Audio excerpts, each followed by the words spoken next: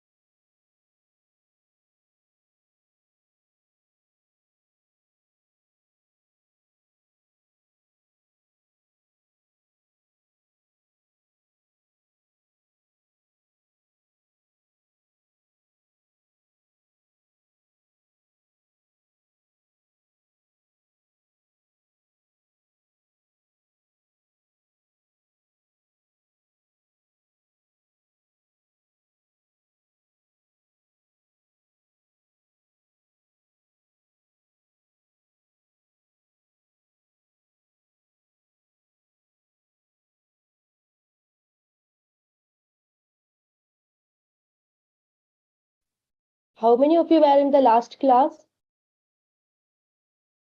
Yeah, I was there, but I don't know what. I forgot what the topic. Okay, there's only like 2 people here.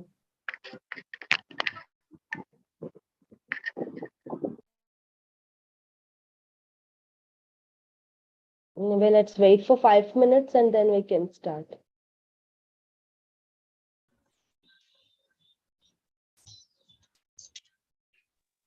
Principles of criticism we completed. What? Principles of criticism we completed. I didn't hear you. Principles of criticism, ma'am. Principles of Yeah, we completed in last class. we completed first 2 units from first block. Yeah, yes, ma'am. Yes. And we are going to unit 3 today. Yeah. Let's wait for 5 more minutes for others to join. After that, we can start the class. Okay.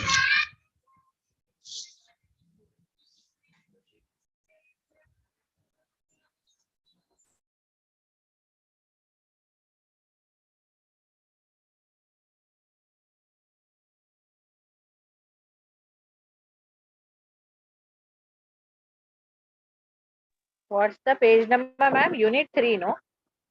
29. Yeah, unit 3, page number 29. Have you read your text? I have asked you to read the first 2 units. Because we are fasting. Oh, okay.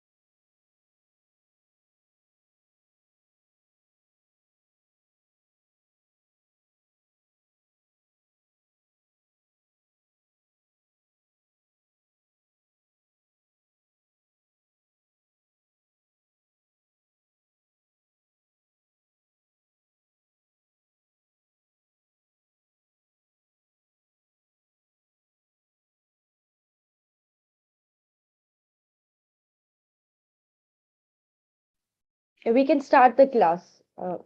I hope others will join later. And you will get a recorded class, right?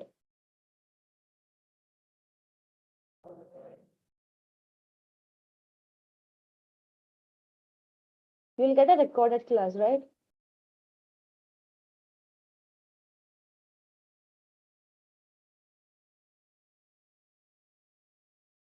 Since only two of you are here, I hope you would say Yes, ma'am. something. Yeah. Yes, So I in the will. morning, many of them were there in second class, 13 students. But after that, Only 13. 13.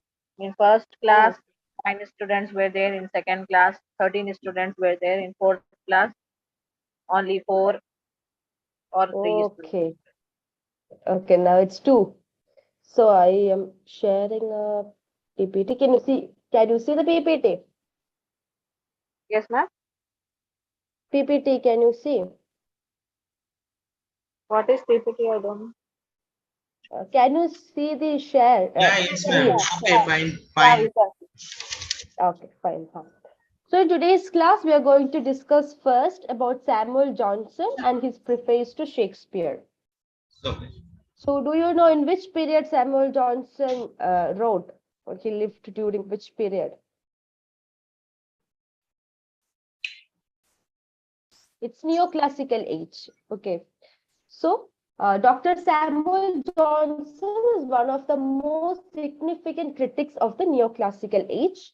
And the neoclassical period was 140 years. It spans almost 140 years from the Restoration period. Restoration started from 1660. So almost for 140 years, it was the neoclassical period. The writers of this period were staunchly traditional with immense respect for classical writers of ancient Greece and Rome. So in the neoclassical period, the writers focused on ancient ancient Greek and Roman works. So they are believed in traditional writings. Hence, the term neoclassical refers to the revival of classicism in a new form. So here neoclassic. So it is a revisiting of the classical period. It's a revival of classicism. The neoclassical age is also called Augustan age for its admiration for the great masters like Horace, Virgil, Longinus, and Quintilian, who lived in the age of Emperor Augustus. So the neoclassical age is also called Augustan age because our writers focused on the writings of great masters like Horace, Virgil, Longinus, and Quintilian, and they lived during the time of Emperor Augustus. That is why this age is also called Augustan age. And it is also called the age of reason and good sense for its reflection of the French critics Boileau's idea good sense. So they believed in reason and they believed in good sense. So neoclassical age, other names are Augustan age, the age of reason, the age of good sense. The movement can be seen in two phases. Classical movement can be seen in two phases. The first phase is a liberal phase. It's liberal and moderate. The first phase is a liberal phase or moderate phase during the Restoration period led by John Dryden. The first phase is led by John Dryden during the Restoration period. The second phase is more parochial, it's more imitative and rigid. They imitated the ancient Greek and Roman literature. That is 18th century, led by Alexander Pope, Addison, and Dr. Johnson. So we know that Dr. Johnson belonged to the second phase of neoclassical age. Characteristic features of the neoclassical school. So they had certain characteristic features. The period is known for its respect for rules. They had respect for rules. And then intellectualism, reason, and common sense against emotionalism, restraint against extravagance or freedom. So they were intellectual people. They gave importance to reason and common sense. Okay. Then embellishment of subject with a style of elegant and polished language hallowed by poetic custom. So this is a hallmark of neoclassical age. They believe that the subject should be embellished with style of elegance and polished language. They used polished language and ornamental language, and they used poetic diction kind of stuff. The next is use of heroic couplet instead of blank verse. They made use of heroic couplet instead of blank verse. Then satire was a popular form during this age. So we can consider this age as age of satire also. The age believed in didactic rather than aesthetic function of poetry. Didactic means giving a moral. It should have a moral content. Then wisdom of the past and common sense of humanity. These are the features that neoclassical writers focused on. The writers emphasized the universal truth. They emphasized universal truth and general ideas, wisdom of the past and common sense of humanity. And then follow nature. It's important. Follow nature is a call given by neoclassical writers. So it means adoption of the rules of ancient masters which were grounded in nature. They are not blindly following the nature, but they are adopting the rules of the ancient masters like Horace, Virgil, Longinus, etc. So they are following the rules of the ancient writers, which is based on the nature. And they considered poetry as an imitation of human life. It's an imitation of human life. That is what neoclassical writers believed. Is it clear? Yes, ma'am. Yes, okay. Next is Johnson's life and work. I'm just talking about the general important points. I'm not just reading the textbook, okay? I'm just giving you the important points. With these points, you have to read the textbook, then you will get a better idea. That is how you have to study, okay? Yes, ma'am. Dr. Johnson was born at Lichfield on 18 September 1709. And in the textbook, you can see the detailed description about his life, his studies, his family conditions. In 1732, he went to Birmingham and translated into English from French, A Voyage Abyssinia by Father Jerome Loeb. So he translated the book A Voyage Abyssinia, written by Father Jerome Loeb, and he translated from French to English, and he published it in 1735. And this is the first published book of Dr. Johnson. Then he also wrote Rasselas. Another work, Irene, it's a tragedy by Dr. Johnson. He contributed prefaces, biographies, essays, reviews, and other poems to Gentleman's Magazine. So there was this magazine called Gentleman's Magazine, and he contributed to that magazine. Then London is a poem, and it is an imitation of the third satire of Juvenal. And then Life of Savage, another work.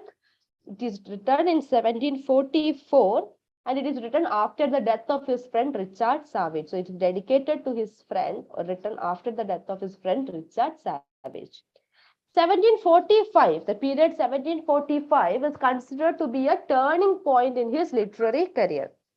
1745 is considered to be a turning point in his literary career. So these years are important.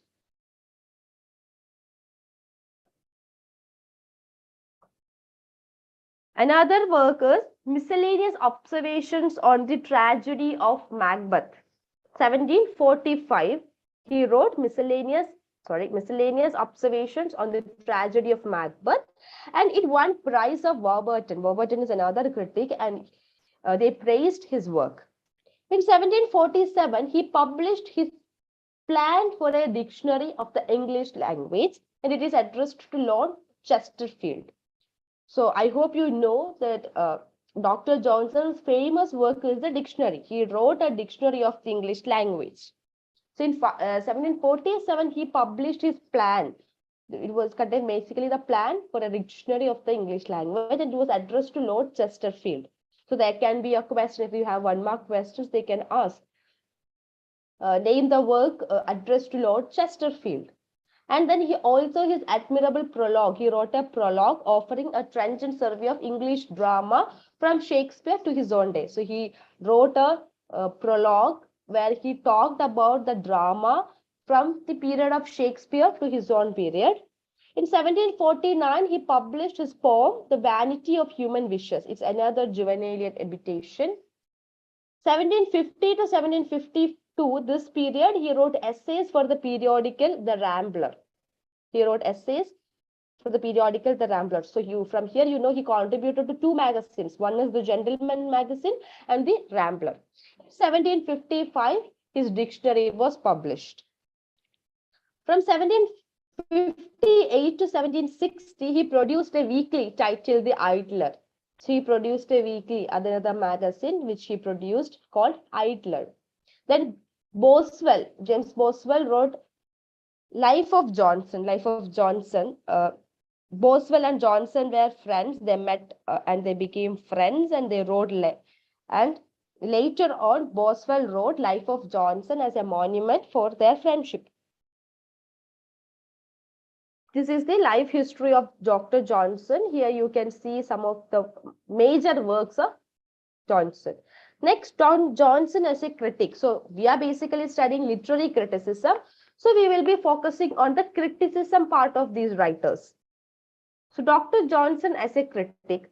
So criticism of the time was wavering between mere application of rules and judgment by taste. So during the neoclassical period, the criticism mainly focused on the rules. The writers are supposed to apply the rules from the ancient writings, and there should be a judgment by taste.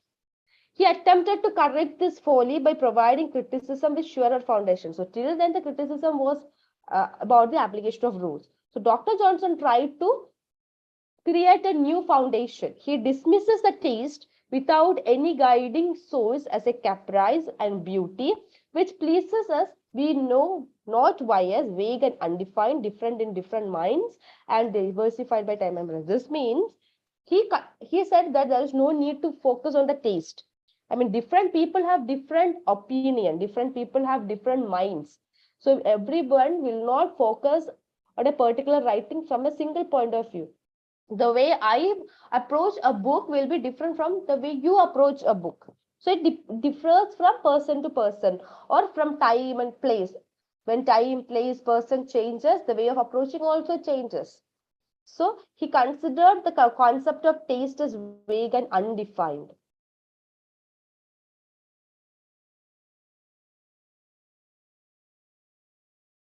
Then he combines both neoclassical adherence to rules and also romanticism. The conflict between unimpassioned reason and emotion and imagination of reason made him search for balance. So during Johnson's period, Dr. Johnson belonged to the second phase. So during till that period, we had a neoclassical adherence. So they believed that there should be a reason, there should be more emotion and imagination, they should apply rules. So Johnson tried to find a balance between all this. Among his critical works, Preface to Shakespeare and the Life of the Poets contain the best part of his criticism. So Dr. Johnson as a critic, when we focus on him as a critic, we should talk about these 2 works. Ma'am, what is the meaning of criticism? Criticism. Yes, ma'am. You don't know the meaning of criticism. So we discussed in the last class. I know, but I forgot it. I heard just okay. Definition. Criticism is a way of judging the merits and qualities of a work, merits as well as demerits. So literary, there will be literary means? Literary is literature, based on literature. Achha, okay. Literary criticism is we are kind of judging a literary work. Literary work is any literature, any work of literature. Okay, ma'am. Thank you. Okay. So we have to talk about Preface to Shakespeare and the Life of the Poets. These 2 works contains all the critical works of Johnson. Life of the Poets is a biographical critical depiction. It's a little bit of biographical. It contains the description of 52 poets over a period of 100 years. Okay. In this course, as a part of this course, we are going to discuss about Preface to Shakespeare. We are focusing on Preface to Shakespeare. Preface to Shakespeare is regarded as the masterpiece of Johnson's literary career. So one of the masterpiece work of Johnson's literary career is Preface to Shakespeare. It holds a mirror to Johnson's gift of art and individuality of style, reflecting his ingenuity, common sense, discernment, and extensive knowledge of English language and literature. So here, in this work, we can see Johnson's gift of art. He tried to bring in an individual style, his own style, in reflecting all these factors. So the Preface to Shakespeare can be divided into 7 parts. The first part is Shakespeare considered as a poet of nature. In the first part, Johnson is talking about Shakespeare as a poet of nature. Second one, a defense of Shakespeare's mingling of tragic and comic sense. Shakespeare wrote both tragedy and comedy, and he also wrote tragicomedy. So he is defending Shakespeare's mingling of tragic and comic elements. Third part is Shakespeare's central style. In the third part, Johnson talks about Shakespeare's central style. And then Shakespeare's defects. He points out, he not only defends what Shakespeare wrote, he also points out the defects in Shakespeare's writings. Fifth part, a defense of Shakespeare's violation of unities of time and place. So Shakespeare's violation of unities of time and place, Johnson is trying to defend that violation. Sixth part, the historical background of Shakespeare. And seventh part, comments on the editorial methods of others and Johnson's explanation of his own method. He's talking about the editorial methods on Shakespeare by other writers.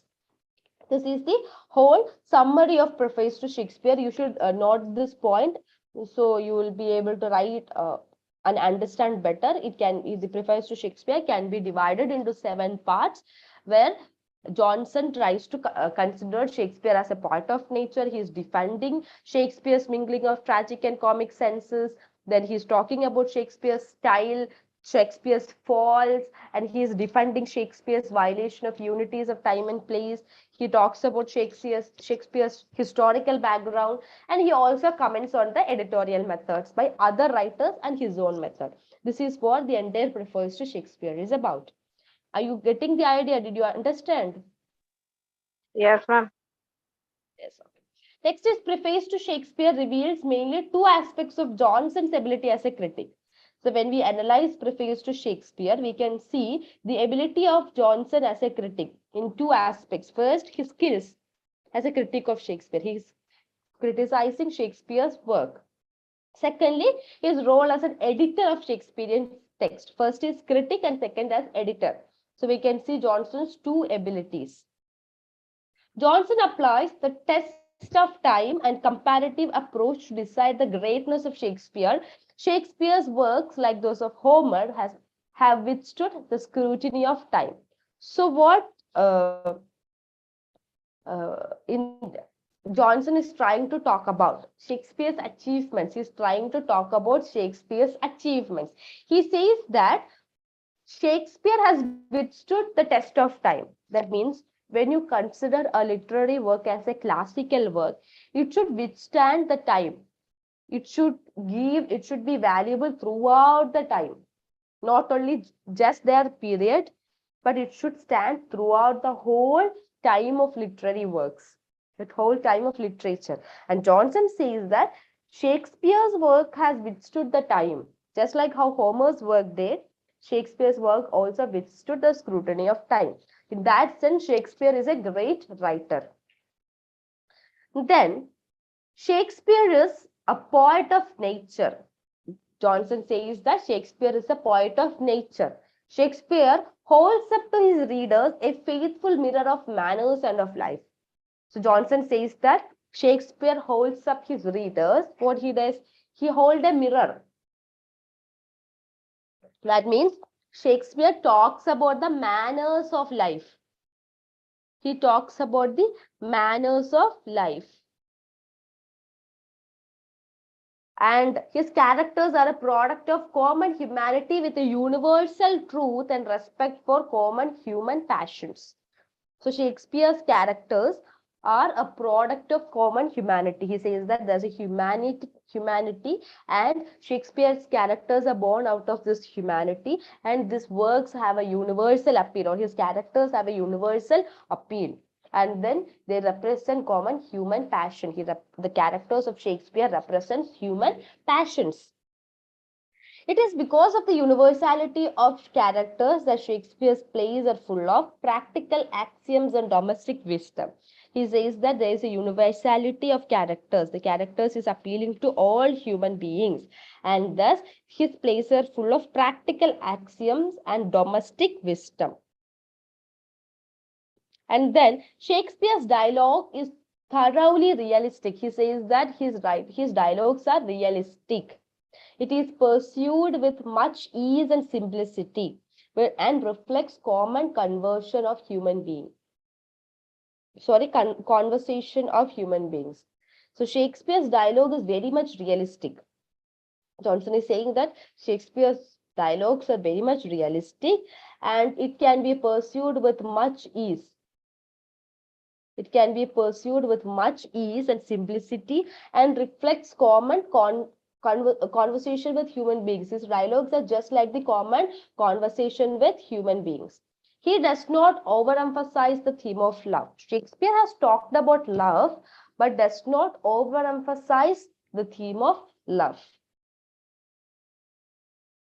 Every character of Shakespeare is distinctively individualized. So he says that every character of Shakespeare has an individual characteristic feature, individualistic feature. They are not similar, but they have their own identity. No speech made by a character can be properly transferred to some other character. So they say that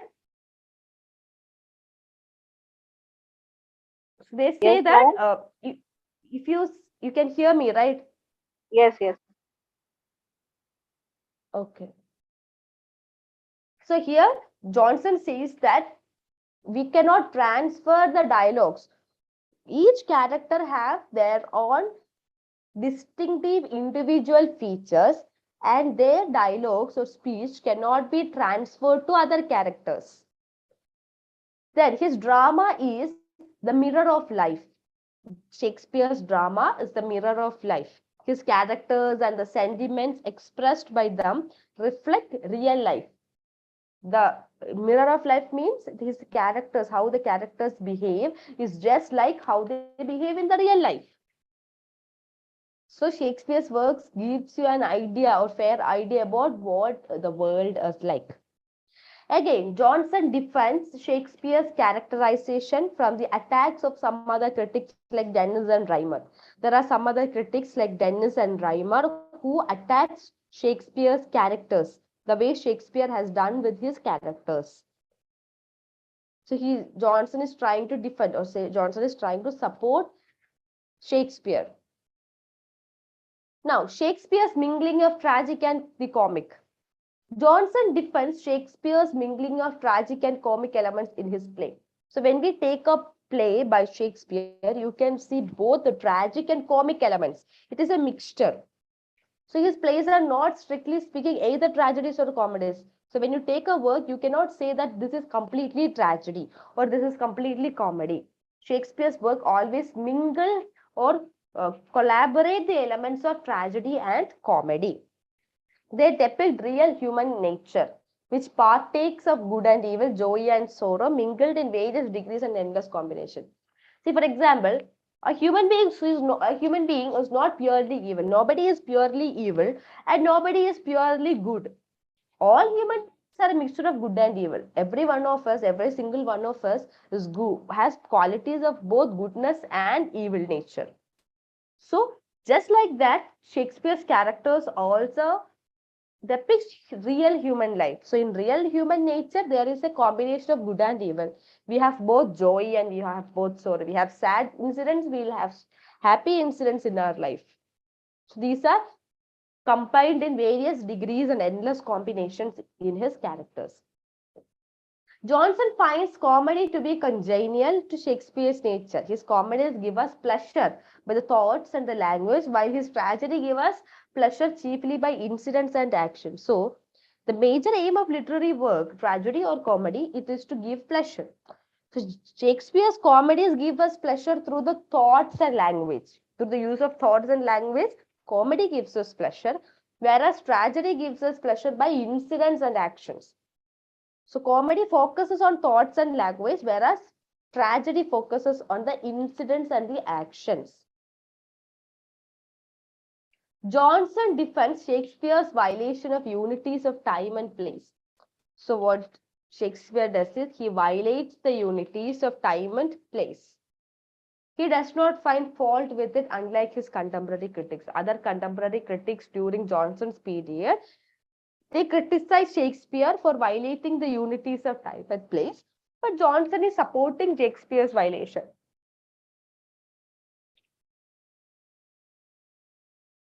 And then Johnson says that Shakespeare's ignorance or violation of rules, if any, could be condoned in the light of conditions of his time. The people of his time were fed on delectable wonders of fiction and hence would not appreciate realistic writing. So Johnson is arguing that during Shakespeare's time, the common people, the literary works are for common people, right? The people were given wonders of fiction, unrealistic fiction. So if they are given some realistic writing, the people won't appreciate it. They won't accept the realistic writing. They need unrealistic elements in fiction. In whatever literary work it is, they need unrealistic fiction. So Johnson says that we cannot criticize Shakespeare for violating the rules or his ignorance, because at that time it demands that. Shakespeare is writing at that time when the time demands such type of writing. Then we have Voltaire. Voltaire is a French critic. He criticized what he considered the extravagances of Shakespeare's Othello and admired Addison's tragic play Cato. Johnson defends Shakespeare, saying that Addison spoke of the language of poets while Shakespeare spoke of the language of men. So Voltaire was there. Voltaire criticized Shakespeare's work. He said that he criticized Shakespeare's work and he admired Addison's work. Addison was a contemporary of Dr. Johnson. So Voltaire admired Addison's work like Cato and he criticized Shakespeare's Othello. But Johnson is saying that Addison spoke of the language of poet. Addison's language was poet's language. It's not the language of common people. But Shakespeare spoke the language of men. He talked about the language. He talked about the men. He talked about the common people. In that sense, Shakespeare is more appealing to the common people than Addison. That's what Johnson's argument was. Shakespeare was not a man of great learning, but he was a genius. Dr. Johnson considered Shakespeare as a genius. The wide knowledge found in his plays is derived not from the books, but from his personal observation and experience. So Johnson is saying that whatever we see in Shakespeare's works, whatever the knowledge we could find in Shakespeare's work, it is not from the books. You cannot see that from any books. This is from Shakespeare's personal observation and his personal experience. Shakespeare derived this knowledge from his experience and not from books. Shakespeare was the originator of the form, the character, the language, and the shows of English drama. So Johnson says that Shakespeare actually invented or originated, he was the originator of the form, the character, the language, and the shows of English drama. He was the first playwright to write tragicomedies and provide the appropriate dramatic pleasure. So Johnson says that Shakespeare is the first playwright to write tragicomedy. Tragicomedy is the combination of tragedy and comedy. You cannot consider it as a complete tragedy or consider it as a complete comedy. It's a mixture of tragedy and comedy. So Shakespeare is the first playwright to write tragicomedies. And he provide appropriate dramatic pleasure. Through Shakespeare's writing, the audience get the appropriate dramatic pleasure. So thus Johnson reveals his penetrating power of asserting the greatness of Shakespeare. So these points that we talked from the beginning, Johnson, how Johnson talks about Shakespeare. In Preface to Shakespeare, he is trying to bring out the greatness of Shakespeare as a writer. Did you understand? Yes, ma'am. Okay. Now, Shakespeare's faults. So, as I said, Johnson not only talked about Shakespeare's merits and greatness, he also pointed out Shakespeare's faults. The first defect of Shakespeare, according to Johnson, is that he sacrificed virtue to convenience. He is interested more to please than to instruct the audience. So, neoclassical period is mostly focusing on reason. And the writers believed that literature should instruct, it should give a moral, a didactic nature, it should give a moral to the audience. But Johnson says that Shakespeare sacrificed virtue for convenience. Shakespeare is mostly interested to please the audience than to give some moral lessons to the audience.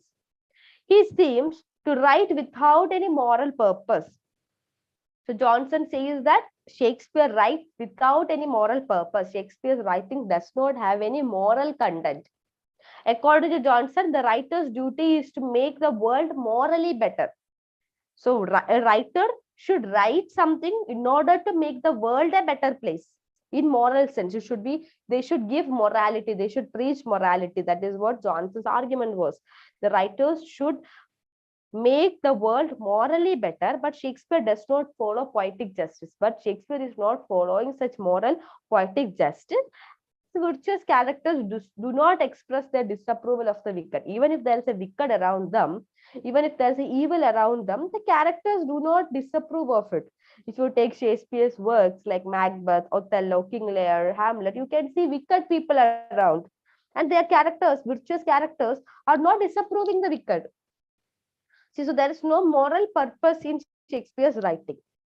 Shakespeare's plots are very loosely constructed and carelessly pursued.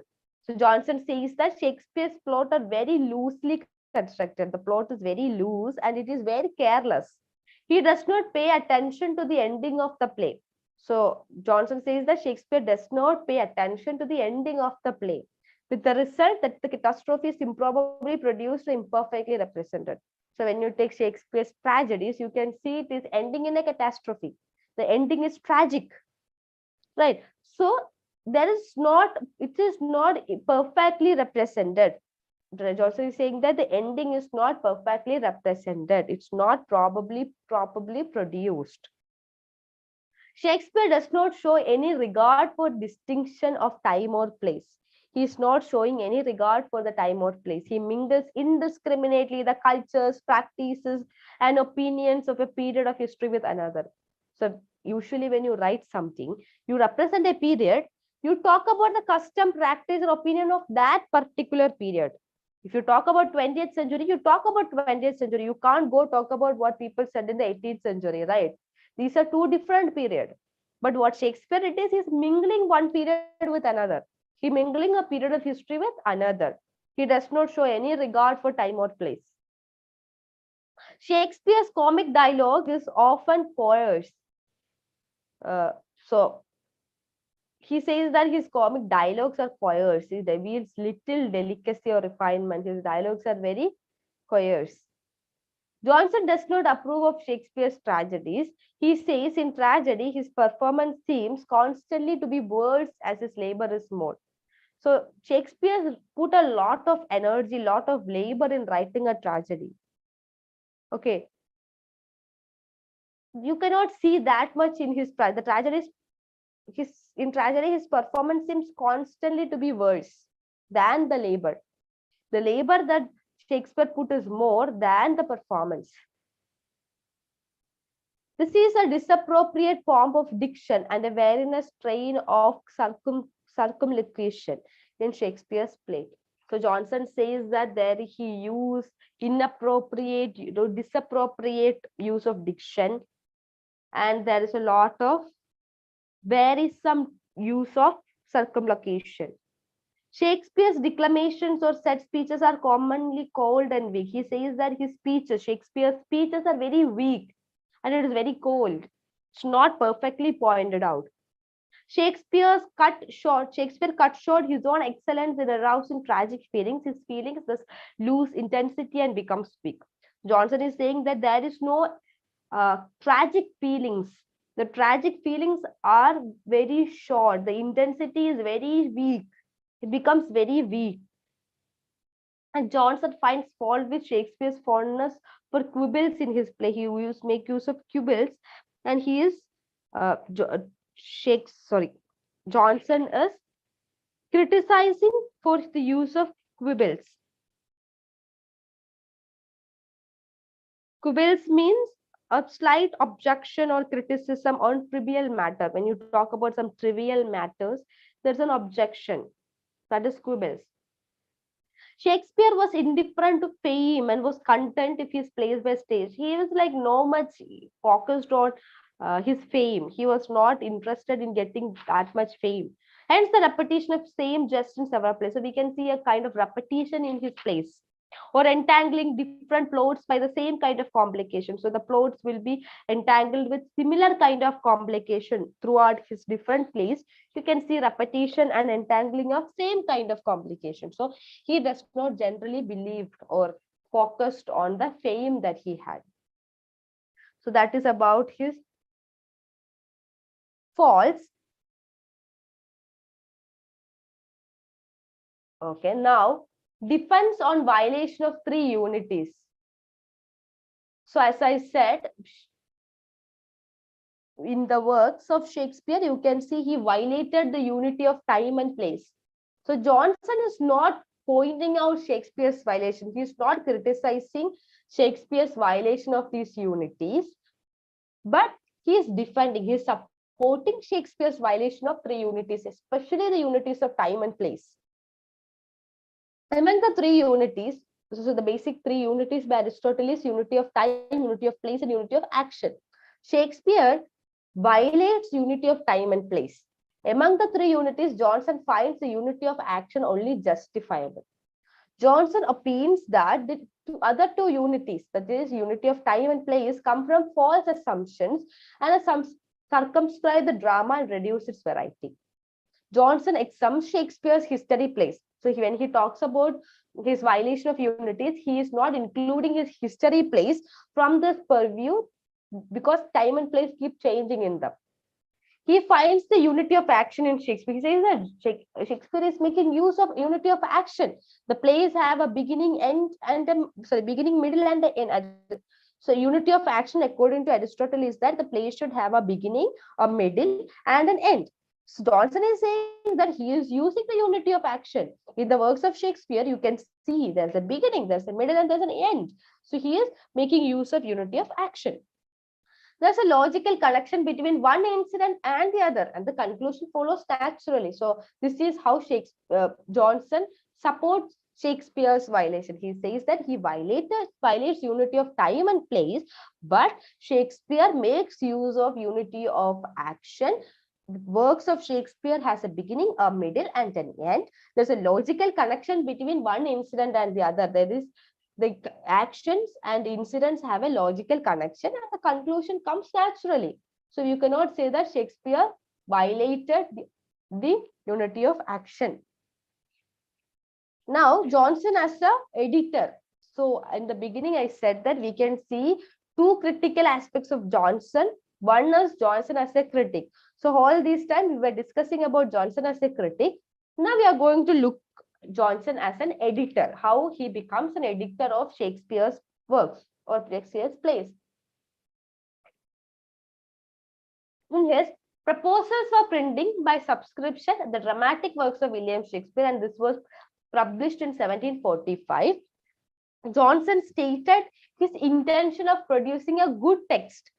Johnson says that his intention is to produce a good text explaining the obscure passages and providing a more rational approbation of Shakespeare. So in this work, Johnson is trying to bring out explain the obscure passages used by Shakespeare. He is trying to give a more rational explanation to Shakespeare's works. In 1756, he issued fresh proposals for a new edition of Shakespeare. In 1756, he brings out a proposal for Shakespeare's edition. Johnson's predecessors, there are some other writers, editors. So I said Johnson tries to find out the editorial method of other writers. So he's focusing on Rowe, Pope, Theobald, Hanmer, Warburton, and John Upton. Rowe tried to edit Shakespeare's work. Rowe was the first person to edit Shakespeare's work.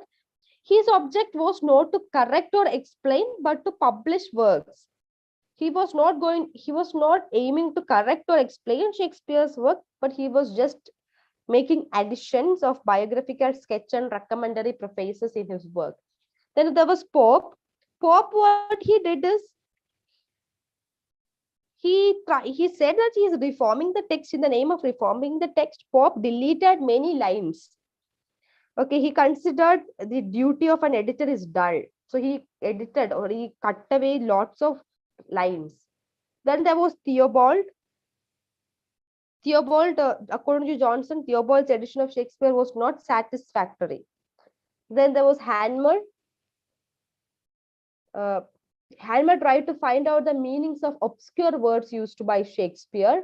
He tried to reform Shakespeare's meter in many passages. Then we have Hanmer. I talked about Hanmer. Then we have Warburton. Warburton, he had some notes. In the notes, it contained some interpretations and conjunctures of Shakespeare. He interpreted Shakespeare's works. Then before Warburton, we have John Upton. John Upton gave explanations on Shakespeare's works. So these were some of the predecessors of Johnson. And having considered the editorial method of his predecessors, Johnson explains his own method of editing Shakespeare. So he brings out his own method of editing Shakespeare. He says he has supplied 3 kinds of note in his edition of Shakespeare's play. So in Johnson's edition of Shakespeare's plays, he used 3 kinds of notes. One is illustrative. Through the illustrative note, he is bringing in by which the difficulties are explained. So through illustrative note, Johnson is trying to point out the difficulties. He is explaining the difficulties in Shakespeare's works. Then judicious. In judicious note, by which faults and beauties are pointed out. Here, he is trying to bring out the fault of Shakespeare and the beauties of Shakespeare. Then emendatory, by which corrupt lines or passages are corrected. Here, he is editing, he is correcting Shakespeare's corrupt lines and passages. This is important, okay? This 3 notes in edition of Shakespeare's play. This is important. Illustrative, judicious, and emendatory. Next is Johnson finds many passages in Shakespeare obscure. Johnson believes that the conventional division of the play into 5 acts is arbitrary. Shakespeare wrote his plays with unbroken continuity. Johnson has not paid much attention to restoring Shakespeare's original punctuation or particles and other words of slight effect. So what Johnson said did as an editor is that he finds that Shakespeare's work are obscure. Okay. He tried to bring out the original works of Shakespeare, and he's trying to give explanation. He's explaining the difficulties. He bringing out the point, or he pointing out the faults and beauties of Shakespeare's work, and he just makes additions. He says that Shakespeare wrote his plays with an unbroken continuity. There's a continuity, so there is no need for him to edit his works. But he is not open. He did make corrections, but he is not making corrections in the original punctuation of articles, or there are slight word changes. He did not pay much attention to those things. So this is all about the preface to Shakespeare. Did you understand? Do you need explanation of any point?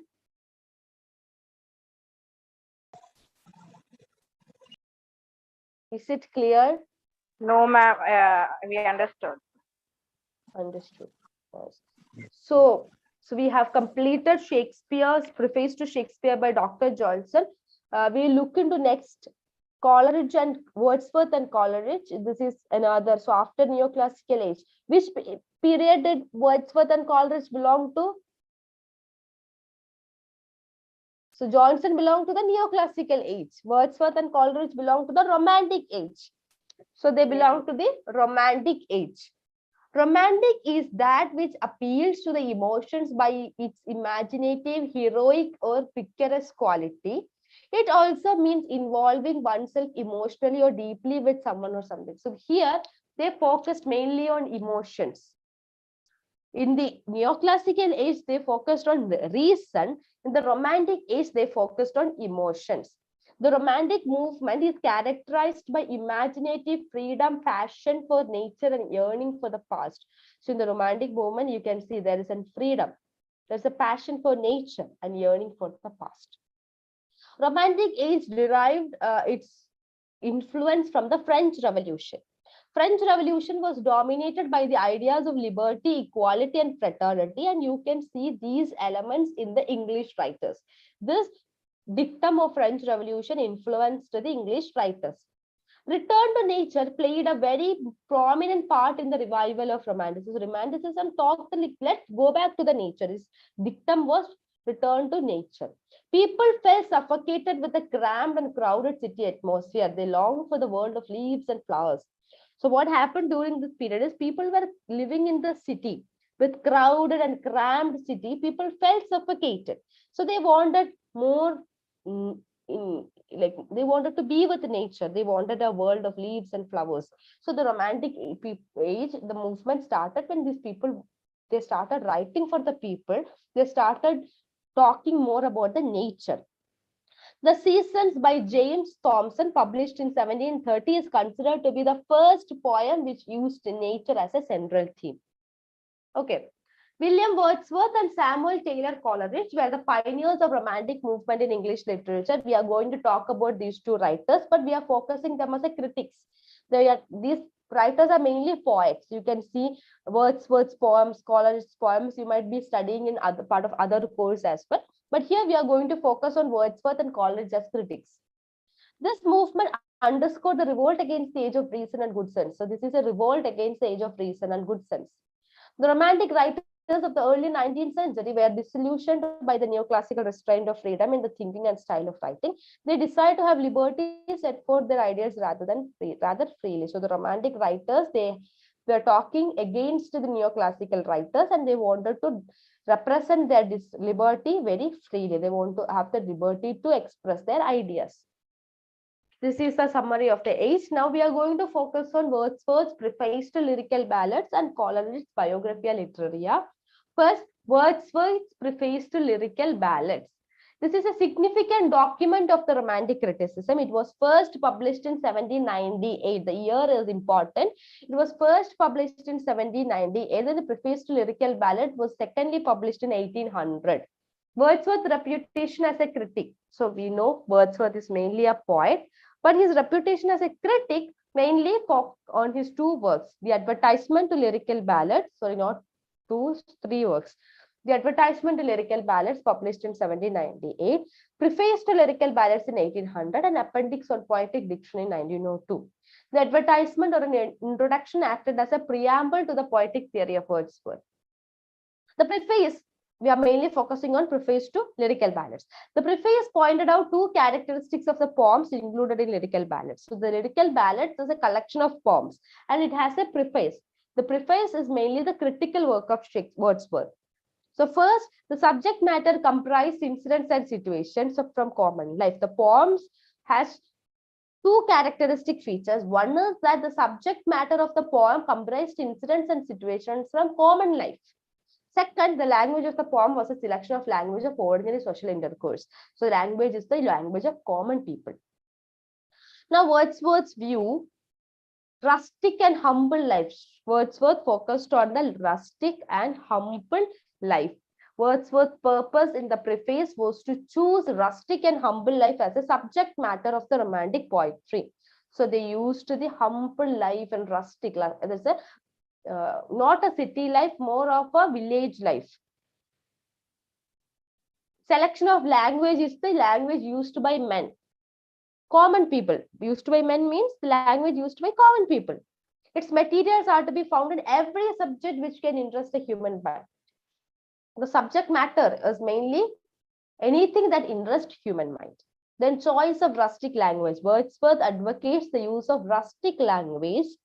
He used the slang, coarseness, faulty syntax, and other defects of the rustic people because he believed that the rustic people hourly communicate the best subjects from which the best part of human language is originally derived.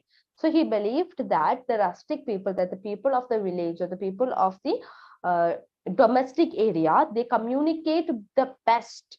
Their communication is the best. So they find out the best in every object. Human feelings. They give importance to human feelings. They find the human feelings to be simple and unelaborate expression of rustic language.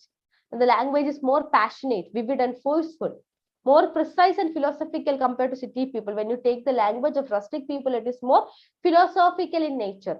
Am I talking very fastly? Do you want me to talk slowly? Or are you getting the ideas?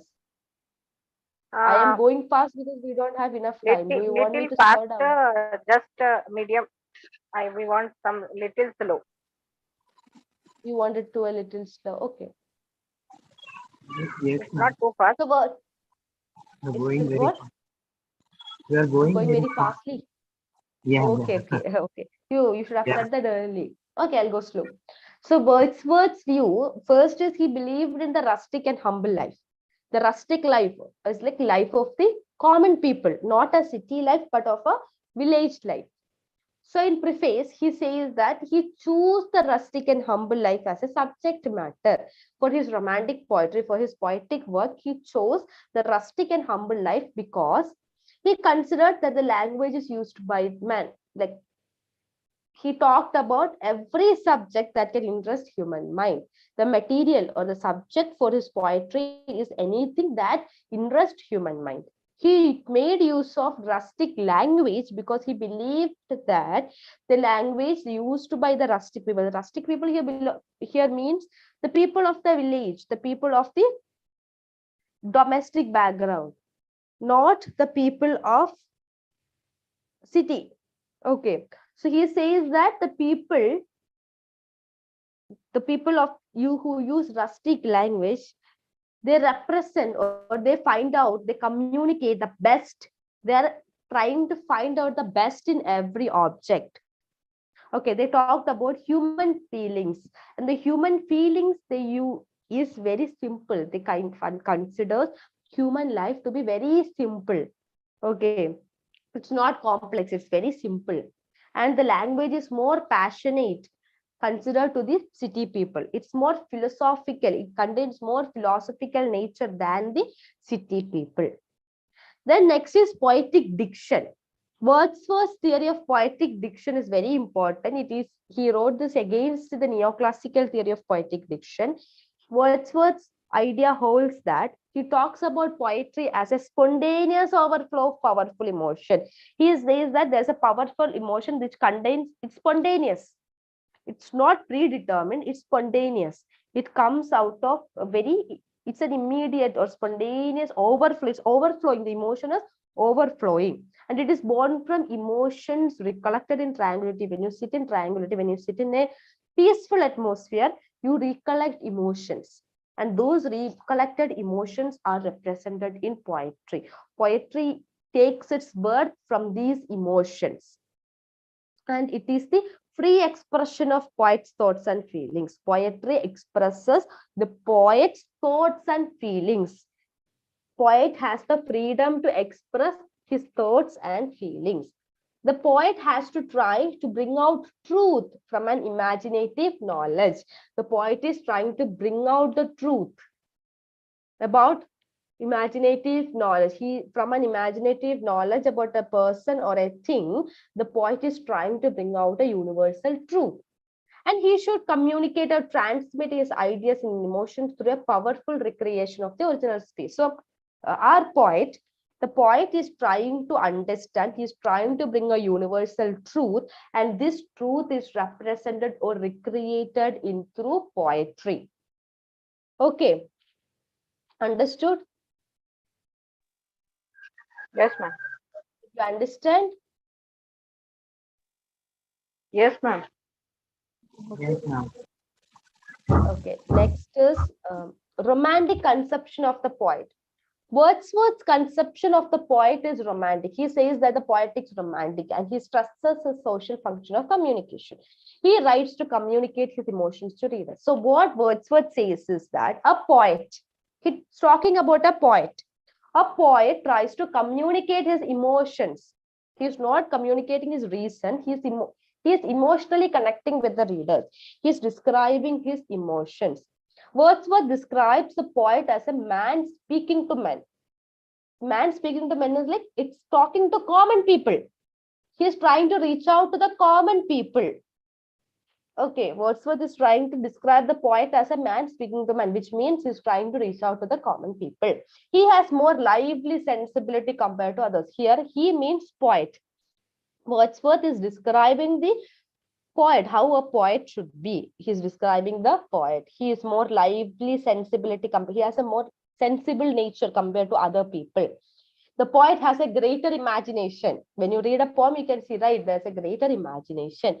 A poet can feel or react to the situation which he has no direct experience.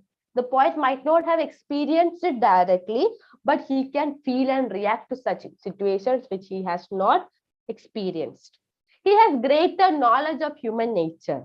He can understand the nature of passions of humans. Even though he has not experienced directly, he can understand other human beings.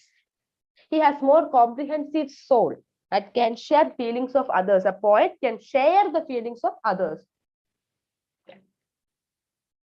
A poet can understand and share the feelings of others.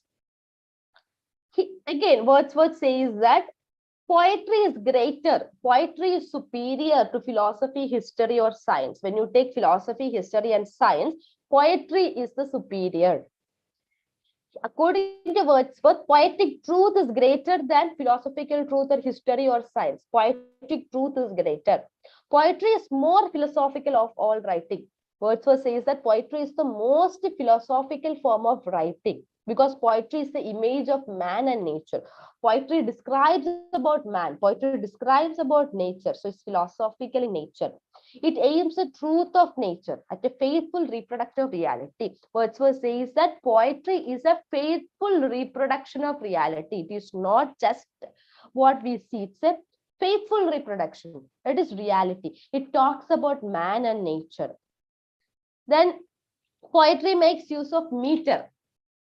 So you have to know the difference between meter and diction. Meter is very regular and uniform. It's associated with, meter is a device associated with poetry.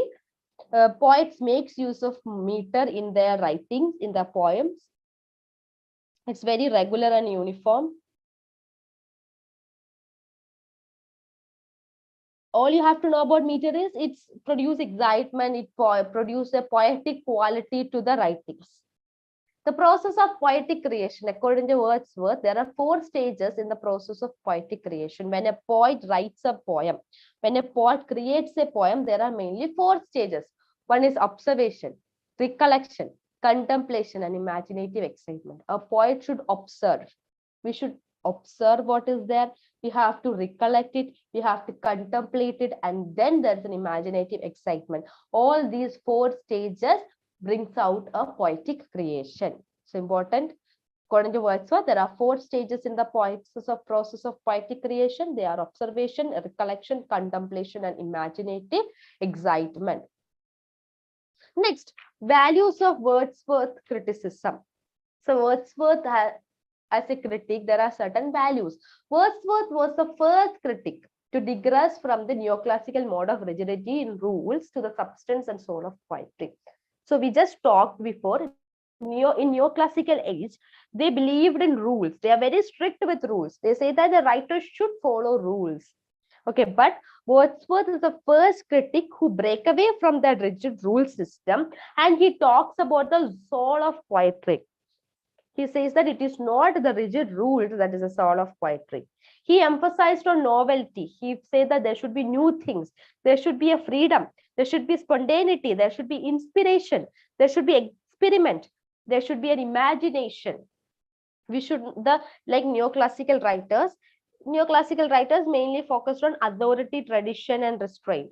But Wordsworth is saying that we should focus morely on the novelty, liberty, spontaneity, inspiration, excitement, and imagination. We should not just focus on the rigid rules. That is not poetry. That is what Wordsworth is saying. His preface is considered an unofficial manifesto of the English Romantic movement. So in the Romantic movement, his preface is considered to be an unofficial manifesto. It's a very important work. Wordsworth stresses the pleasure rather than moral edification as a function of poetry. So in the neoclassical period, they needed morality. They want a moral lesson through the work.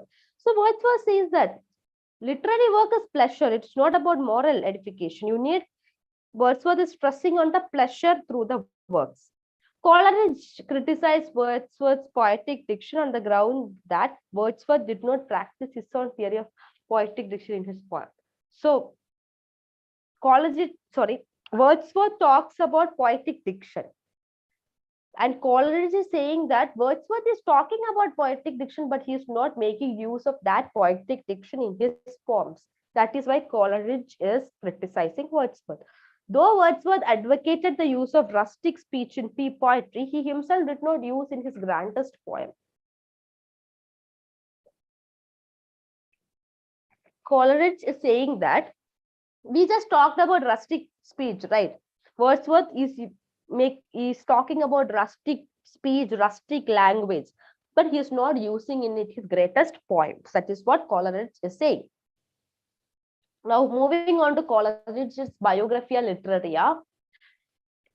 So remember the works that we are studying. Okay, first in the last class we talked about Aristotle's Poetics. Today, first we talked about Johnson's Preface to Shakespeare. Wordsworth's preface. What were we talking about? Wordsworth's preface to Lyrical Ballads. And then we have Coleridge's Biographia Literaria. Biographia Literaria is a literary work by Coleridge published in 1817. This work is very important in the sense that it talks about imagination, the theory of imagination. This is very, very important. Coleridge's theory of imagination. Coleridge talks about two types of imagination, primary and secondary imagination. The primary imagination is the power of perceiving the object of sense, places, persons, and things in their parts and wholeness. It empowers the mind to form a clear picture of the object perceived by the senses. It is an involuntary job of the mind. So according to Coleridge, there are two kinds of imagination a poet can have. A poet can have primary and secondary imagination. Primary imagination is an involuntary process. It is not a voluntary process. It is an involuntary process. Okay. Every human beings can have a primary imagination. Everyone has primary imagination. We understand things through our senses. We have 5 senses, right? Through the senses, we are understanding an object.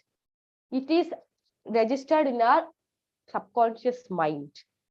Okay, we understand a place, we understand a person, we understand a thing, we understand an object in parts and wholeness, in parts and as a whole through our mind. It's true, we are perceiving it through our senses. So it's an involuntary job of the mind. Then there is secondary imagination. It's a composite of the soul, including all other faculties, perception, intellect, will, and emotion. Here it is mostly intellectual. Intellect, perception, emotion. Okay. All possess we all have primary imagination. We also have secondary imagination, but it is distinctive and unique. Secondary imagination is possessed by artists.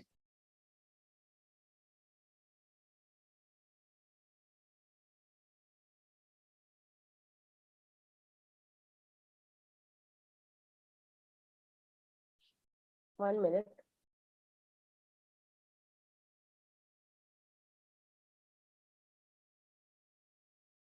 Your class is still 6, right? Yes. Yes. Just Ma'am, your voice is breaking. My voice is breaking. Yes. Can you hear now? Now it's clear, ma'am. Okay, okay.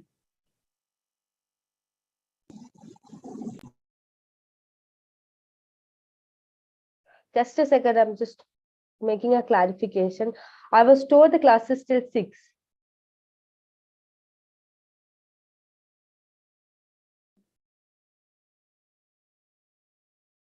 I will.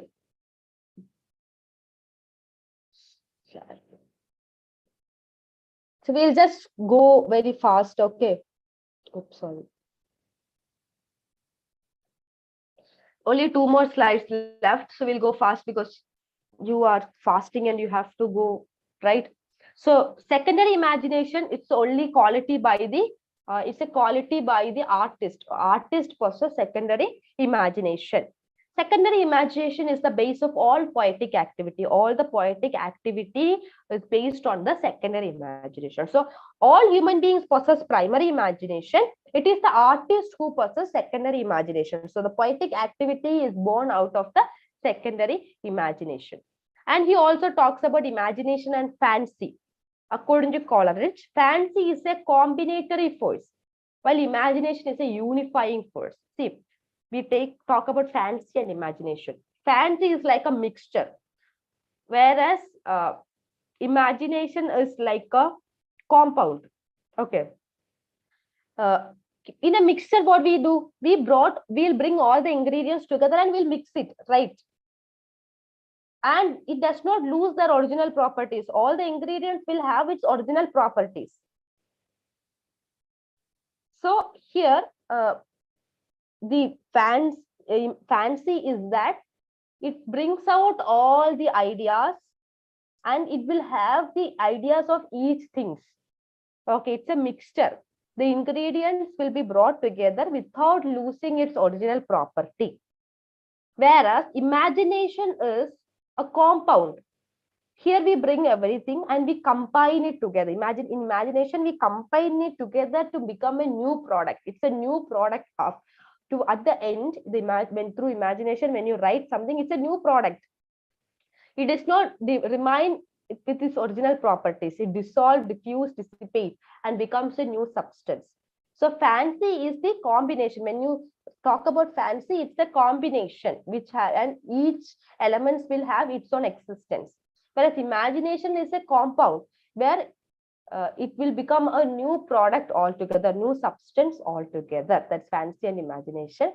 Then we have value of Coleridge's criticism. Coleridge is widely acclaimed critic. His greatest contribution is the theory of imagination. He's the first critic to talk about fancy and imagination. Okay, these are the ideas. Did you understand? Was I too fast? Yes, We don't ma'am. have enough. So here we talked about, I'll just summarize. In the first section, we were like talking about Samuel Johnson and his preface to Shakespeare, where we discussed Johnson's view on Shakespeare, how he considered Shakespeare as a greatest writer. He also focuses on the demerits or the faults of Shakespeare also. Then next we talked about Wordsworth, where we talked about Wordsworth's idea about poet. Then we had Coleridge. When you study Coleridge, the important points is his theory of imagination, primary and secondary imagination, and the difference between fancy and imagination. Okay, is it clear? Yes, ma'am. Yes. Which one is important before you told one? Before Which one? Theory of imagination. Theory of imagination. Is Theory of important. imagination is important. Before also you tell something important. Did I say something else? Shakespeare. Shakespeare, yeah, Shakespeare. Johnson's view on Shakespeare. Then Wordsworth's criticism, mainly Wordsworth's poetic diction and preface to lyrical ballads, where he talks about a poet, qualities of a poet. Then we have Coleridge, his theory of imagination and difference between imagination and fancy. So after completing all, at the end, we'll have half an hour discussion on the important questions that will come for the exam. Okay. Any doubts? Read the textbook, then you will see the video once again with the PPT, then read the textbook, then you will understand better. Okay. Okay, ma'am. Thank you. So we can wind up the class, right? Yes, ma'am. Okay. Okay. Thank you. Thank you. Thank you so much. Okay.